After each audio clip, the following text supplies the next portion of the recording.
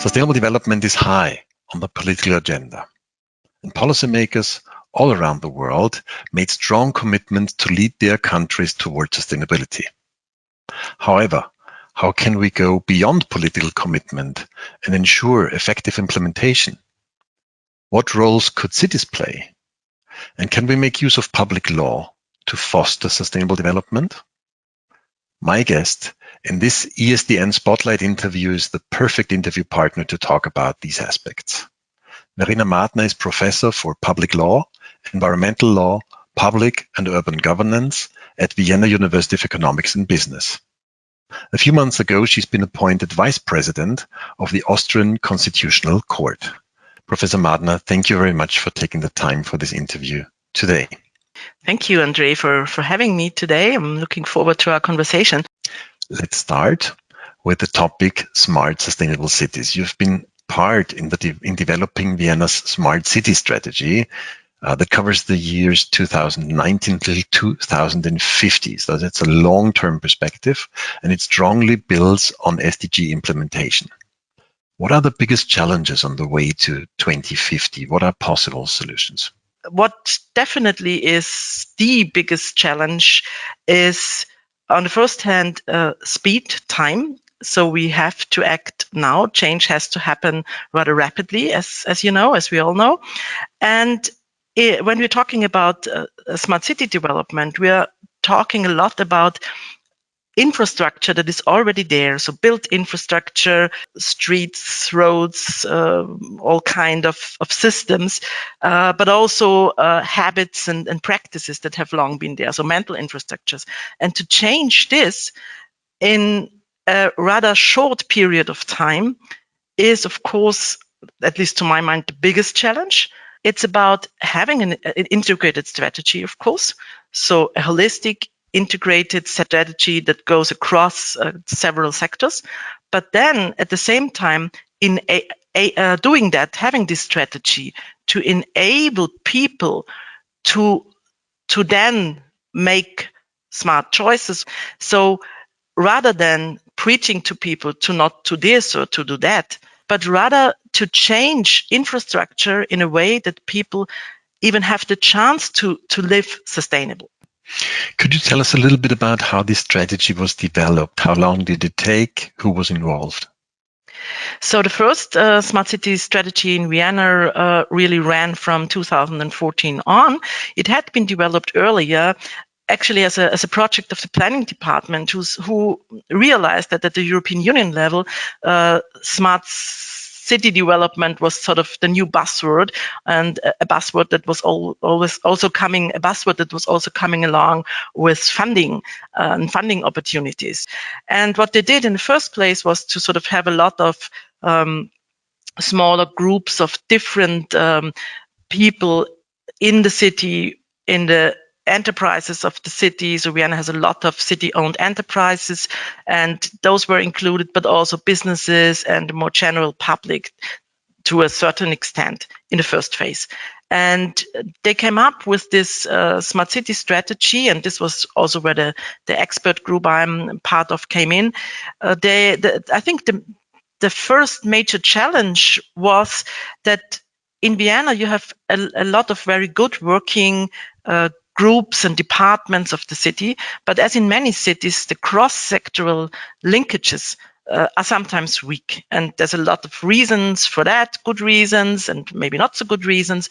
But the challenge to overcome this was certainly a very big challenge. And just by writing this strategy, which is basically a piece of paper, people were coming together and were starting to sort of share their views, exchange views, values, and get a shared understanding from what really is needed.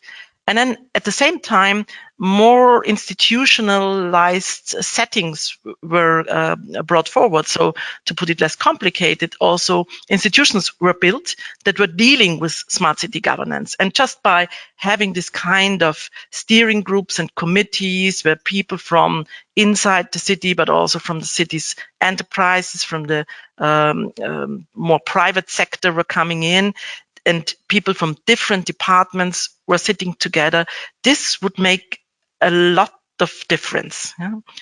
And so the smart city strategy in Vienna really is an umbrella strategy. And the idea is that it influences all the other sectoral strategies of the city. And it does so by giving people a sense that whatever the city is doing, bringing together innovation, inclusion is always at the forefront, and doing so to achieve environmental targets. You said during the process of writing these strategies, institutions were created. Do these institutions still exist, or were these temporal organizations? These institutions that have been set up, they do still exist. There was maybe a change in that more people were brought into this or that steering group. There's the Smart City Steering Committee that basically exists up until today.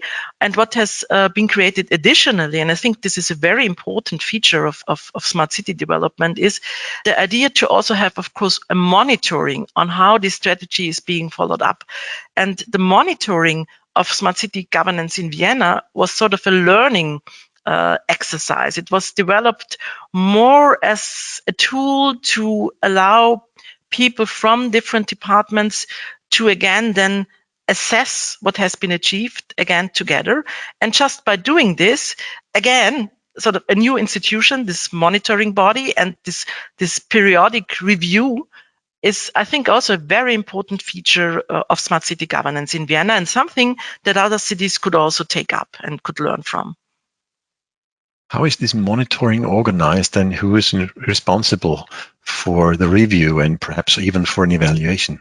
It's basically an internal exercise in that it is set up and governed by a body within the city, and also linked to the planning department. I think what astonishes me and what I think is surprising to some extent is that there's not really that much resources even allocated to that process. So there might be more of that if it comes to me, but what they achieve is quite remarkable in that they set up these rounds of discussions within the city and the different departments. And of course, you also need political commitment for that. But it's not a monitoring body where, in the first place at least, a lot of external expertise is brought in. I mean, Vienna has also a smart city agency, and this also is an important component of smart city governance in Vienna, to also have this focused agency that is also involved in that. But it's rather not an external review body. Is this the only implementation mechanism? No, there's another important implementation mechanism, and that is roadmapping. So what has been decided is that there will be a process where areas of activities which are key, which are where there's a priority to be given, this should be sort of identified and then developed further. And this is a process that is just about to start, or has just started, and will be, I think, a very important mechanism also for implementing, and not just having these very broad goals that should then be followed up more in the specific area sectoral strategies. Mm-hmm. How is the smart city strategy, which is a strategy on the urban level, linked to higher levels of governance, so national level, international one? Are there any interfaces, multi-level governance interfaces? So when it comes to smart city governance in a multi-level setting, there are no specific interfaces in that there are like corresponding bodies on higher levels of government, obviously, because it's a city strategy.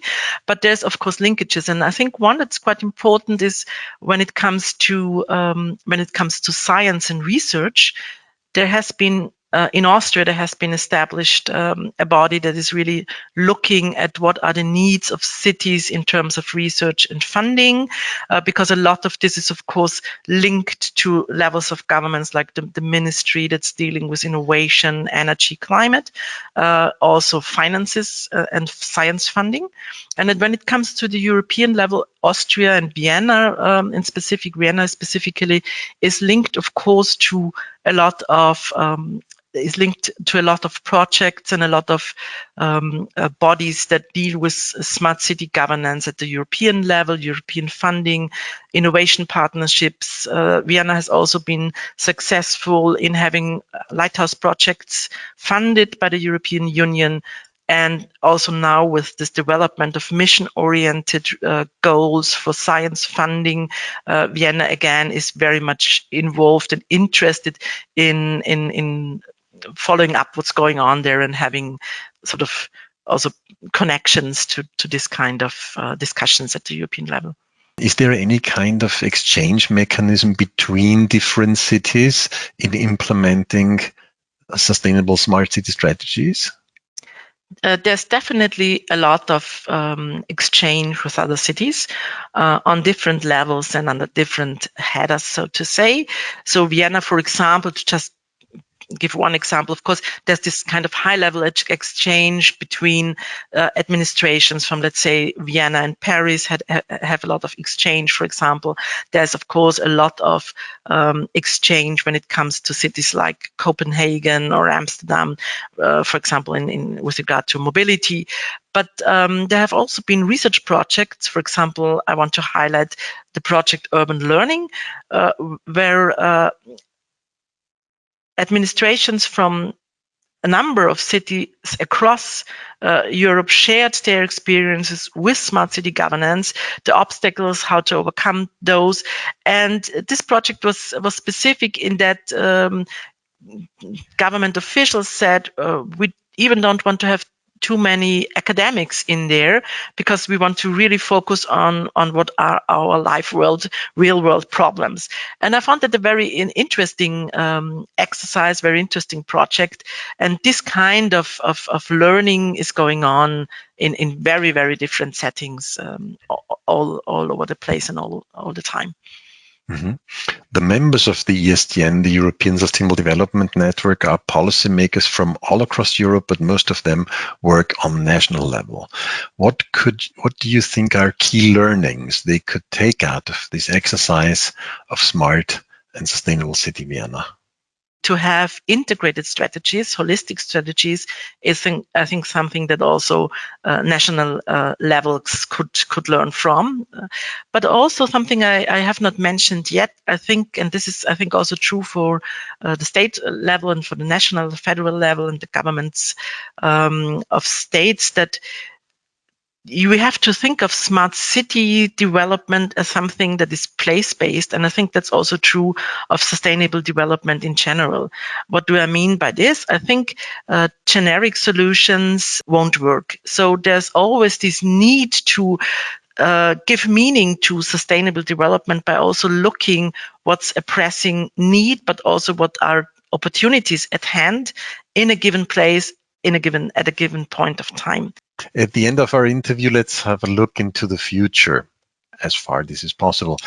What does it need to integrate sustainable development more or better into European institutions, into European constitutions?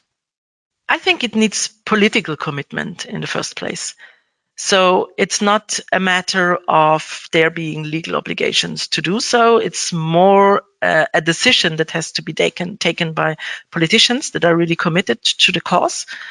And then, of course, there's already existing fundamental rights, and we have only started to have a look at how those are really sort of applicable in the situation we are in right now, and specifically when it comes to what is being labeled as climate litigation. So this has just begun, and in that respect, we don't even know where we will in the end be, in what kind of place we will be, because there's exploration to what extent do existing fundamental rights sustain this kind of challenges. This has even just started, and there might be gaps. This would then gaps might be perceived to be there from a political perspective, and it would then be up to the political level to have changes implemented.